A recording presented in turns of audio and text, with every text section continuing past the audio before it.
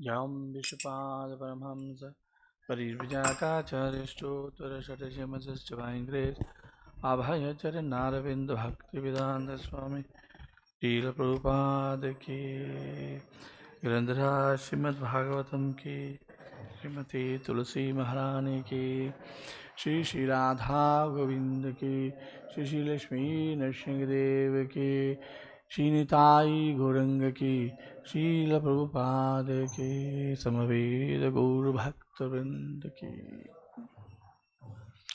Om Namo Bhagavate Vasudevaya Om Namo Bhagavate Vasudevaya Om Namo Bhagavate Vasudevaya Narayanam Namaskritya Naranchaiva Narottamam Devim Saraswatim Vyasam Tato Jayamudire Nashtapraye Subhadreshu Nityam Bhagavata Sevaya Bhagavati Uttama Sloke Bhaktir Bhavati Naishtiki. Reading from Srimad Bhagavatam, Canto 3, Chapter 23, Text 52.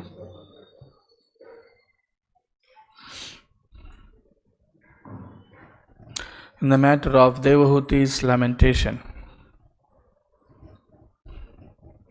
Brahman Duhitrabhihi Tubhyam Brahman Duhitrabhistubhyam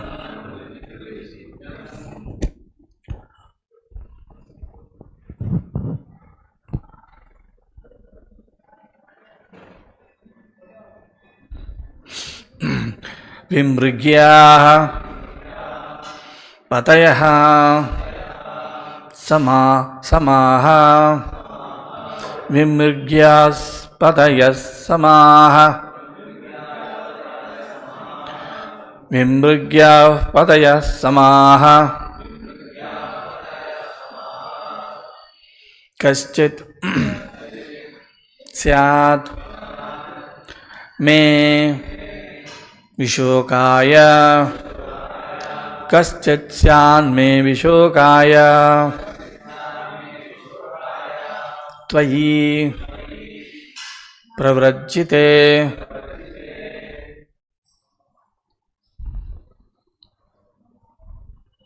Vanam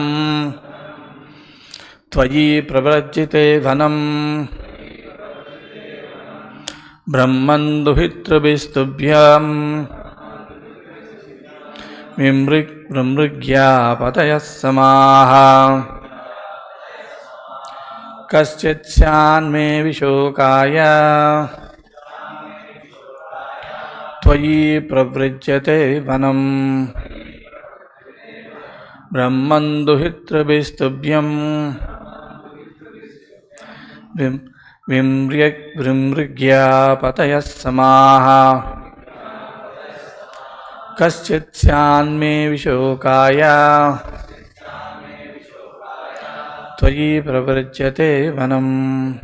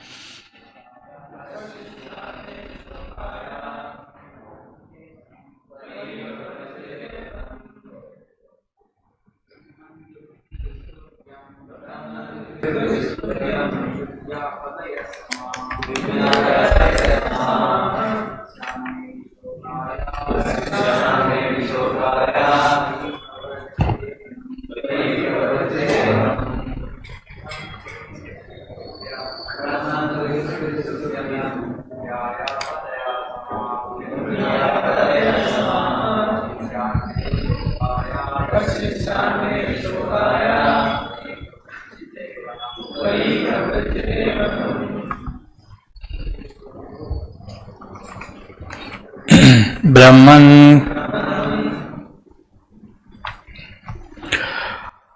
My dear Brahmana, Duhitrubhihi, by the daughters themselves, Tubhyam, for you, Vimrigyaha, to be found out, Patayaha, husbands, Samaha, suitable, Kaschit, someone, Syat, there should be, my, Vishokayam, for solace, Tvai, when you, Pravrajite, departed, Vanam, to the forest. Translation and purport by Shiva and Grace, Abhaya Charanar Vindabhakti Vedanta Swamy Srila Prabhupada. Translation. My dear Brahmana, as far as your daughters are concerned, they will find their own suitable husbands and go away to their respective homes. But who will give me solace after your departure as a sannyāsī? Purport. It is said that the father himself becomes a son in another form. The father and son are therefore considered to be non-different. A widow who has her son is actually not a widow because she has a representative of her husband. Similarly, Devahuti is indirectly asking Kardama Muni to leave a representative so that in his absence she might be relieved of her anxieties by a suitable son. A householder is not expected to remain at home for all his days. After getting his sons and daughters married, a householder can retire from household life, leaving his wife in the charge of the grown-up sons. That is the social convention of the Vedic system. Devahuti is indirectly asking that in his absence from home, there be at least one male child to give her relief from her anxieties. This relief means spiritual instruction. Relief does not mean material comforts. Material comforts will end with the end of the body, but spiritual instruction will not end. It will go on with the spirit soul. Instruction in spiritual advancement is necessary, but without having a worthy son, how could Devahuti advance in spiritual knowledge? It is a duty to her because one cannot accept service from his subordinate without giving him something in exchange. The spiritual master cannot accept service from a disciple without awarding him spiritual instruction.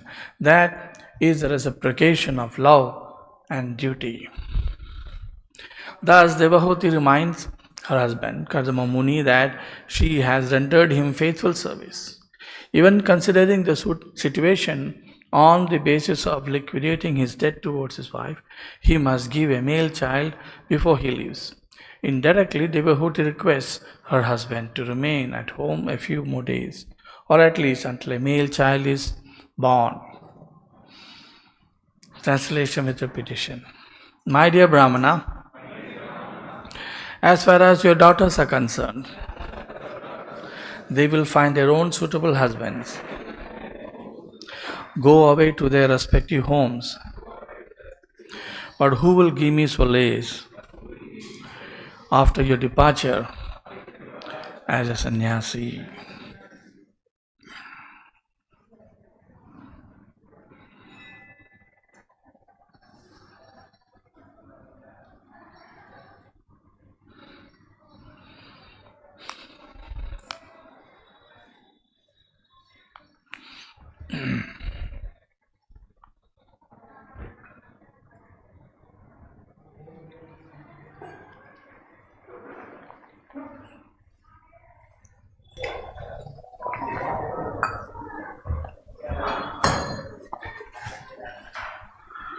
So, Devahuti's lamentation.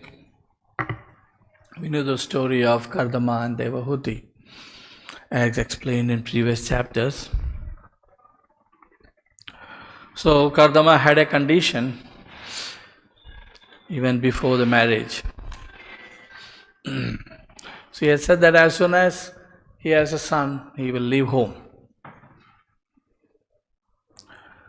So it was accepted, and Devahuti served the husband fully, wholeheartedly, giving her body and mind. And finally, Kardama satisfied her by impregnating her with daughters, and he was ready to leave home. That is when she said, "What about me? You will go away." Men generally have more detachment than women. Hence, it is said that a man's body is more convenient for spiritual advancement.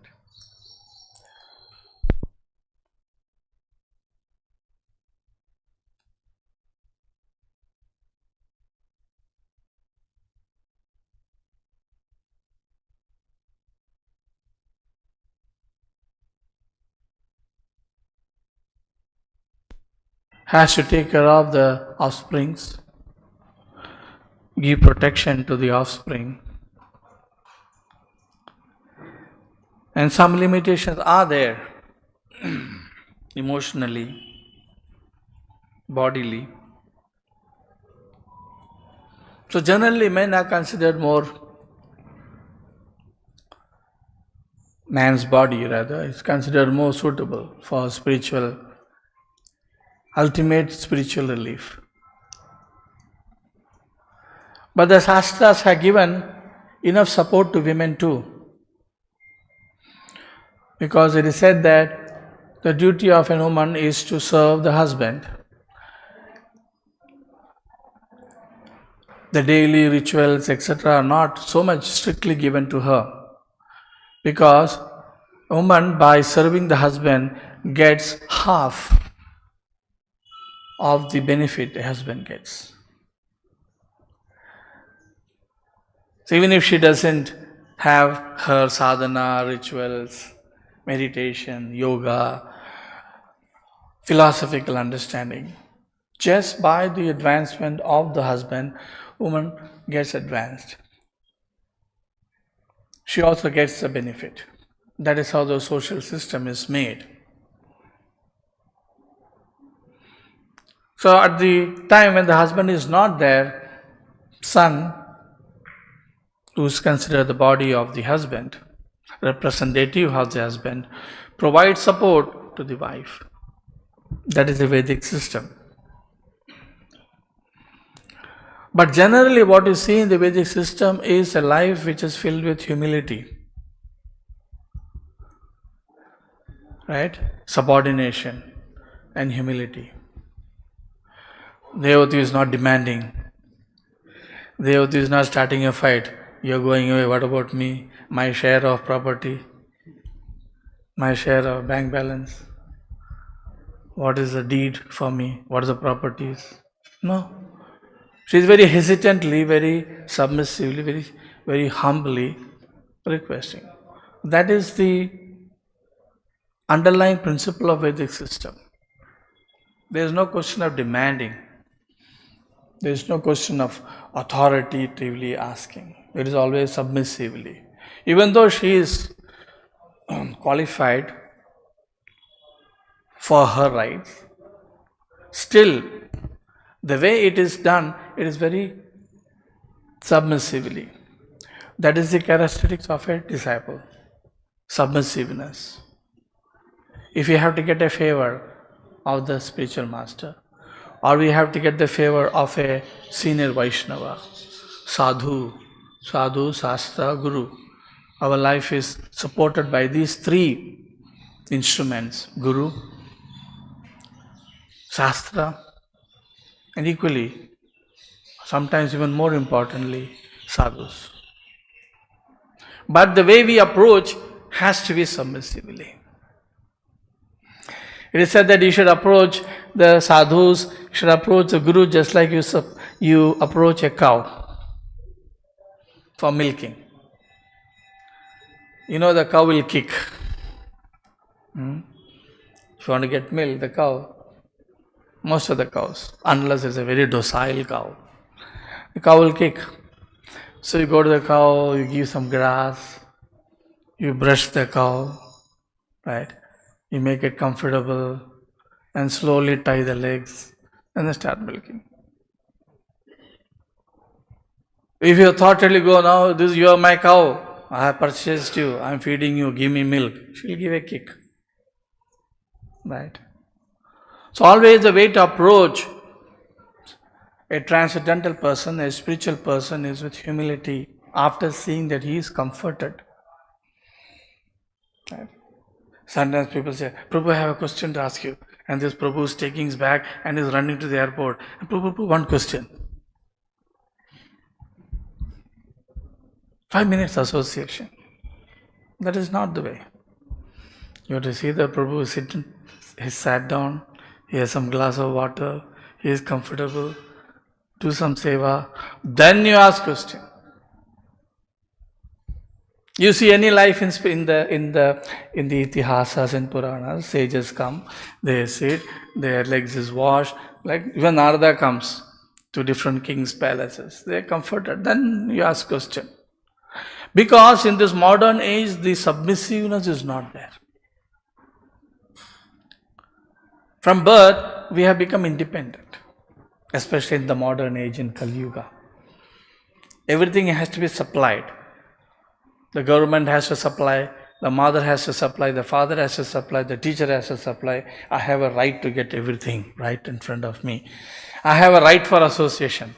No. In spiritual life, we have no right. We have right, provided we approach the right way. But this is opposite to the modern education, modern way of learning. Always we approach submissively. Pariprashnena sevaya. Prashna has to be equally supported with seva. Spiritual master and sadhus, they provide support to us. They provide their experience in life. That is why it is said that Vaishnavas never die. Even if they die, they leave behind their whole life experience. They cross the ocean of material world with a nauka, with a boat. Right? After they have crossed, they leave the boat behind for us. What is the meaning of that? This boat is their whole life experience. They leave it behind, so others can also follow the same footsteps. So they are very important personalities who show us our ways to cross this material world. The world is a big ocean, very deep ocean, filled with all dangerous aquatics and all kinds of unusual and uninformed problems and troubles. We need to cross that. To cross that, and a lot of tempest, a lot of big waves. To cross this, because all of us face all kinds of troubles in life. Different kinds of troubles, bodily, mental, adhyatmic, adi bhautik, adi daivik. All these kind of kleshas we face in our life. Who gives us the solution? Solution is how previous sadhus have dealt with this. How they dealt with life, their experience. So learning from sadhus is very important. At the same time, the sadhus also have a responsibility. If they take service from a subordinate. Now that I go on giving instruction and I go on getting sevas and finally Tata. No. He is responsible for from whomever he has taken seva. He is responsible. Sri Shri Radha Govinda ki. So, this transactions in this material world, in spiritual life, is very serious one. Authorship. Hence it is said that you should never take service from others. If you take service from others, you have to give something back. Same way, if a disciple takes lessons from a spiritual master, he has to give something. So this thing is part of universal rule. You cannot change that. Oh, I went there, got something, okay, bye. What you learned will not be of any use. Learning is not simply hearing, right? Learning is something which you hear, assimilate, and you practice. So it has to come to help in our life, in our difficult situations. We should be able to practically use it and go forward in this material life towards spiritual goal. That will not be possible unless you have satisfied the source from which you have got the support. So spiritual realizations and spiritual education happens in a little different way than this material education. Material education, you can go buy a textbook and by heart from A to Z and go there and vomit it. Spiritual education is not like that. By hearting, learning is process there. But if you want to use it, you need the blessings of Guru and Sadhu. Hence, very important point Prabhupada explains here is that the wife gives her sincere service to the husband and he becomes indebted to her. Because one cannot accept service from his subordinate without giving him something in exchange. That is why in a spiritual life, when we stay in association of hundreds of devotees in different levels, some are senior, some are equal, some are junior, all kinds of proportions, all kinds of devotees coming from different backgrounds. We stay. Prabhupada has created a line of authority. Right? You may say, so many people are there, who will give instruction? Each day I meet somebody and he gives one instruction and I am confused. We are all very enthusiastic to give instruction. Because giving instruction is very easy, following is difficult. But the person who is giving instruction should be careful. You cannot simply give instruction, you are indebted. Right? We want people to serve us. I am senior devotee, all of you should serve me. Very dangerous situation that is. Why? Because if you take service from somebody, you are indebted. The karma comes to you. Hence, Prabhupada has a system of an authority. Who is authorized to take service? Who is authorized to give instruction? Only he should take service and only he should give instruction. Because finally Prabhupada is taking all the responsibility. Responsibility is Prabhupada's. And if you are following Prabhupada, he will take care of the responsibility. I don't have to be burdened with the responsibility. If I am authorized, I take service, I give instruction. If I am not authorized, why? Because this exchange is there. There's a lot of karmic forces which is working in this universe. We cannot be free from that. Just like a karmi, if he does an action, there's a reaction, right? We know that. Same way in spiritual life also, if you are taking service, if you are giving instruction, if you are taking anything, there is an exchange. It has to be closed. That side and debit and credit has to be closed. Otherwise your balance sheet will not tally. So before we leave this world, our balance sheet has to be tallied. If a balance sheet is not tallied, liability is more. Shine punya martyalogam vishanti. Come back. No, I just gave some instruction to somebody, took seva because I am 15 years old, I am 25 years old. You may be 25 years old, you took seva, what did you give back? So we should not accept seva unless it is authorized. We are a preaching movement. We go out and preach. Who's doing the preaching? Who's doing the preaching?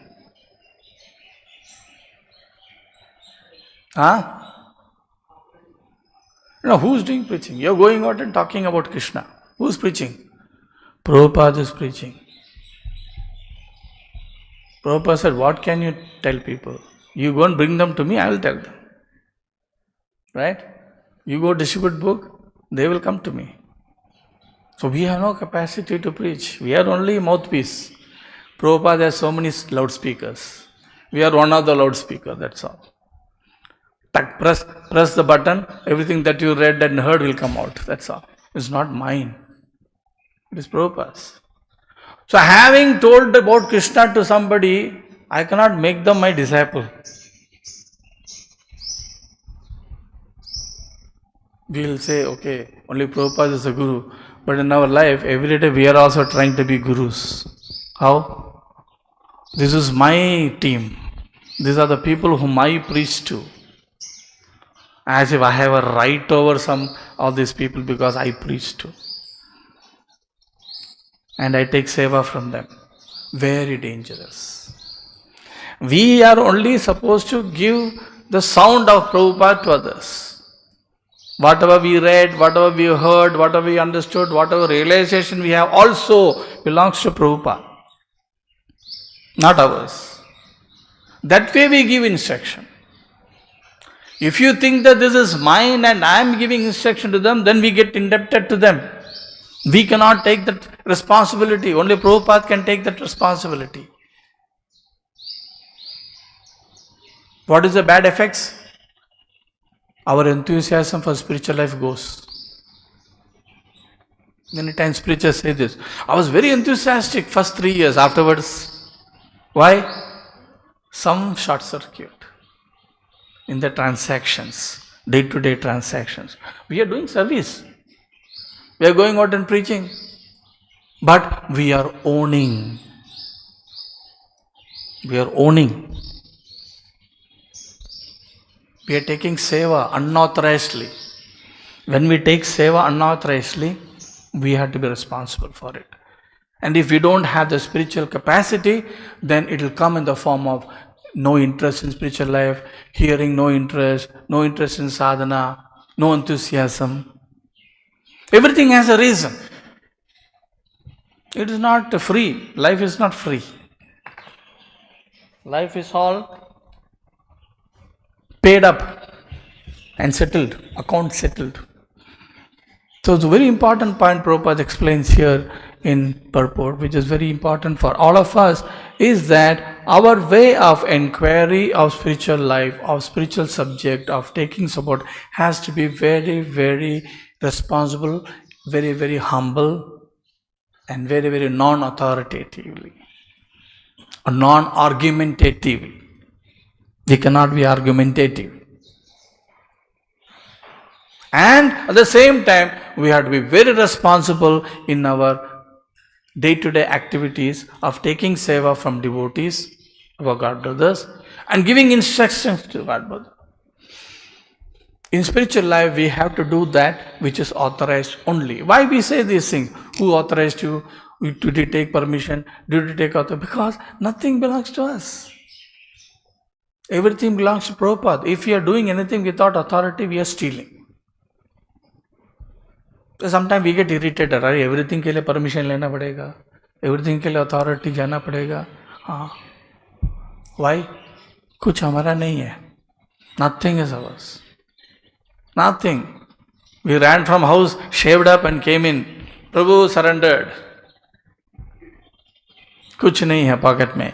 Today, I have one room here, one room there, one set of book here, one set of thing here, one facility here, one lorry load of stuff. But if you think it is mine, then you will feel the burden. If you think it is Prabhupada's, then no. We came empty-handed, we go empty-handed. No, these are all mine. So we have nothing. Only such a person's spiritual life is guaranteed and safeguarded. It is to safeguard our own spiritual life. Because if we do something without authority, then it comes as a negative thing in our spiritual life, in the form of different hindrances. As it is, we have a load of karma. Every action I try to do, karma is trying to stop me. Every time I try to do a service, karma is trying to stop me. We are adding more and more trouble by not following the principles. Hence, preaching, seva, service, what we do, everything has to be authorized. If I come here and say, no, I like to do this service, I am going to do that service only. You are going to take the karma of that service. But if you say, I don't know anything, whatever you give, I'll do, then no karma. These are all very, very important principles in spiritual life. If you don't follow that, there will be reactions. So even though sometimes we feel irritated, sometimes we feel, why all these things? It's all because of spiritual reasons. I want to preach. I want to go and do this, do that. Afterwards, uska address bhi nahi hai. Where is he gone? Gone away. No interest. Why? He didn't follow. Bhakti, bhakti means seva. Seva, order, has to come from top. We are following a descending process. Everything that we do has to be authorized and coming in a descending process. Then we are free from the responsibilities. We are free from the accountabilities. So these principles are very important. How inquiry is done, how a benefit is taken, how a benefit is given, how a seva is taken, what is the return for the seva. So Prabhupada has created a line of authority, who tells whom what, who gives service, right? So the temple president is responsible for the temple and he is assisted by a few management people. He is giving instruction, no karma. Because who takes the karma? Prabhupada will take. Only he can. So we need to every day get up in the morning and think, what am I? Who am I? What am I doing? Very clearly we should be in our mind that I am just an instrument for Prabhupada. Bas. Whatever has been given, I do. Khatam. When we go to sleep in the night, our account should be clear. Kind of life is the safest life, and that is what Prabhupada wanted us to do, and that is why he has created this big house where all devotees come and we serve in association. That is why association is important, because if association is not there, this we cannot do alone.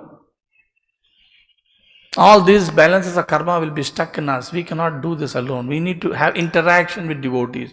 When there is interaction with devotees, all these karmas will get squared up. Especially if you are following the authority properly, then everything is squared up. Then our heart becomes light of the karmas. When we become light, only then we can go up. Right? If your hands and legs and everything is tied to the ground, how will you go up? You cannot levitate. Levitation is possible only when you are light. So when we are light, then we go and climb the ladder of spiritual life. Then even if we come to a state where we are authorized to give instructions and take seva, even then, very dangerous position that is, unless we are doing it transparently on behalf of Prabhupada. So this Guru Bhav is there in all of us. We go to preach and we think they are mine. These are the people whom I am preaching for last 5 years. They will do all the service. They will buy milk for me. They will buy ration for me. They will come and give everything to my house. All my personal problem also they will solve. They will go back to Godhead. We will remain here. Right? Arey, you are going up. I should go up first. Why are you going up before me? You are my team, you are my, what do you call it? You have all these preaching groups, right? I am the leader. But the leader remains here, all others go up. Why is this happening? This is happening because of unauthorized possessiveness of that which doesn't belong to us, that belongs to Prabhupada. So any time we take that belongs to Prabhupada as our own, for our own purpose, we get stuck.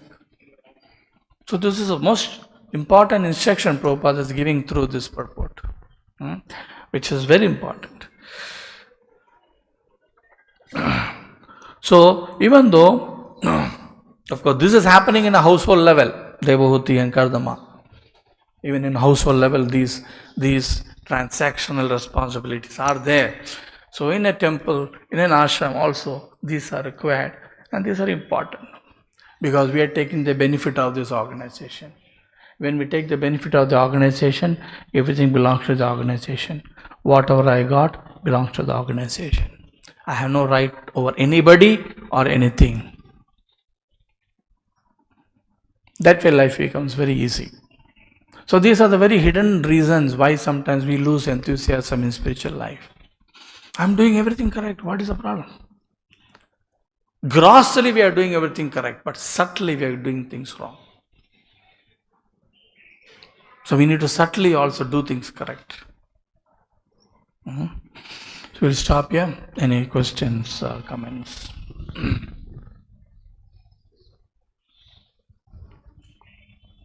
Hare Krishna Prabhu. So wonderful instructions. So Prabhu, this Prabhupada's one. instruction. Yeah, yes, Prabhu.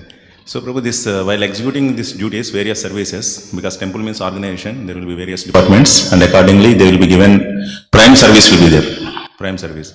So secondarily, every service will be having a scope of these spiritual instructions to others.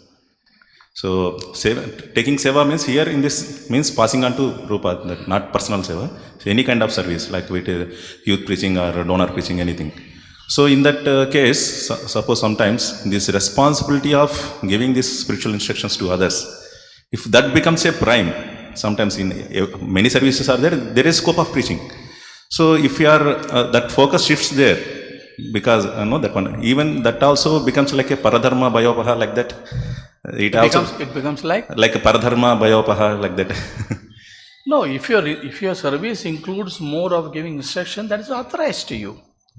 Means like that as you are telling that, that not like a ownership kind, but focusing more on that. Then you're doing it because you have been told to do. You have got the authority to instruct others, and your service happens to be a service of giving instructions to people on different things. But then in our mind, we have to know that I've been authorized to do this, and I do that. Because you just see the government service people, they do this they are pushed to do this, they learn this thing. What is in my table, authorized, I do. Next authorized is next table. He doesn't do anything more than what he is authorized, his jurisdiction is. So same way, if I have been put in a service which involves giving instructions, you don't become responsible for that because you have been authorized. The problem comes when I am not authorized. I am scheming something to position myself as an authority. That is where the problem comes. If I have been Prabhupada Prabhupada has created a GBC. A GBC gives instructions and every temple follows it, every temple president follows it, he gives instruction and gets the preaching movement going. Prabhupada's movement going forward, right? In that system, you are also giving instruction to push the movement. It doesn't become your responsibility. It is being authorized, hence you are giving the responsibility. But puja, pratishtha, labha are a very subtle kind of a sense gratification. It comes up in our mind. Knowingly sometimes unknowingly, we start lauding over people, taking sevas. 90% will be authorized, 10% is not authorized. No, Mishra Bhakti. We have to go through all these things. Then suddenly we realize, I am not doing correctly. Then we change ourselves. We read Prabhupada's book, suddenly, okay, something is wrong. I am doing the service in the temple, what is given to me. But there is certain. Especially in the preaching movement, this happens because we are dealing with souls. When we are dealing with souls, what happens when they hear from us? Say we go to somebody's house and the people have been tormented by their karma, right? They are going first time and they hear you for 1 hour, they get big relief. Next day they start chanting, right? And next 10 days you go regularly because you also see, they are following. They are following my instruction. And they become very submissive.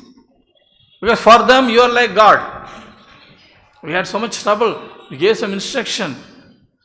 In our mind, what happens? I start enjoying that rasa. That becomes a short circuit. Our duty is to give. Prabhupada's instruction, I gave you, bas. You don't follow at my feet. Go and follow the feet of Prabhupada. Because people become very submissive. As soon as their tapatraya is removed, they get a relief.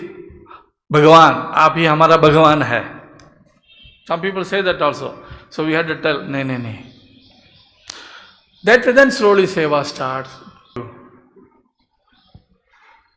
So tell them, go and give to Prabhupada. प्रभु जी एक iPad रखो हमारे तरफ से, प्रभु जी एक mobile phone रखो, हम 3 खरीदा, आपके लिए 1 खरीदा. Very nice. हमारा काम तो चलेगा, मोबाइल मिलेगा, आईपैड मिलेगा, सब कुछ मिलेगा. कल दूसरा, so many things like this happens. So all these things we have to be very careful that this belongs to Prabhupada, not me. So we come to the temple and give to Prabhupada. We come and give the authority, you do what you want with it. Just like if the Prime Minister of India goes to America and gets a gift, will the Prime Minister take it home? He cannot take home. There are protocol, he has to keep it in the parliament or in the office, wherever. It belongs to the country, not to you. They gave you the present not to Mr. Prime Minister, they gave it to India's representative. It belongs to India, same way. It belongs to the institution, belongs to Prabhupada, not me. Gross things, even subtle things. So, it's a kind of a lesson we need to learn on our day-to-day basis in this preaching movement. And we have to always remember that we are not it's not ours, it's Prabhupada. We are just a mouthpiece of Prabhupada. He is doing the preaching. So we don't get stuck in different issues like happens in the material world. Is that okay?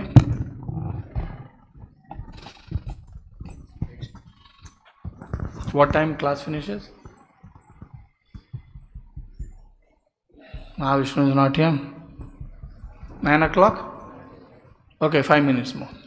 Hare Krishna Prabhu. Yeah. Let's say someone whom we are preaching, or they are attending and we are organizing the program. That person is going for a pilgrimage. He asks, Prabhu, what do you want? Can I get something from there? If I ask, you can get some prasadam with a mood that I can distribute to these people who attend. Is that okay? Yeah, perfectly okay. Yeah. For the temple, for the institution, we are part and parcel of the institution. So whatever we do has to benefit the institution, not me personally. And if you get like this, we said about some iPads, mobile phone, something they come and give, you give to Prabhupada, hand it over to the temple president's office, he'll do what he wants. He gives back to you, you use it. It's authorized. It becomes authorized. You buy anything, a brahmachari, a disciple, he gets anything or he buys anything, he has to offer it to Prabhupada and take Prabhupada's permission and use it. We had to follow this system. Whatever we get, we offer it to Prabhupada. Like the instruction in the spiritual master, Gurukule Vasantam, what is that verse? Samitpani Sotriyam Brahmanishtam. This is the life of a brahmachari who lives in the Gurukula. And when you are staying in the Gurukula, if the spiritual master doesn't call you for food, you don't go and eat. Right? So everything belongs to the Guru. If the Guru gives, you take. Guru doesn't give, take. Either if there is no plate kept for you in the evening when you come, what all will create in our mind? Right? No prasadam. I am working for institution. No prasadam. No prasadam. So, spiritual life is a very serious thing. We cannot take anything for granted. We cannot take anything just like that. It belongs to Prabhupada, and when Prabhupada and the authority and the system provides, we take. Such a person's life becomes very simple, very easy. As we grow, 20 years, 30 years, 40 years, uninterrupted, ahituki, apratiyata, life can go. Otherwise, lot of adachans will come in our spiritual life. What the purport of this instruction is that there's a lot of transactional duties, responsibilities and accountabilities in spiritual life. We have to know that. It's not free. We have to know that. We have no right for knowledge. Arey Prabhu, association in de raha hai. As if it is my birthright to take association. If the Prabhu wants to give, he'll give. Right? No asking, no demanding in spiritual life. Knock the door and door may be opened. Christians also say this. We have right only to knock. We have no right to kick the door open. So spiritual life has all these very subtle rules and regulations. So we have to follow that. Srimad Bhagavatam ki, Srila Prabhupada ki, Jai.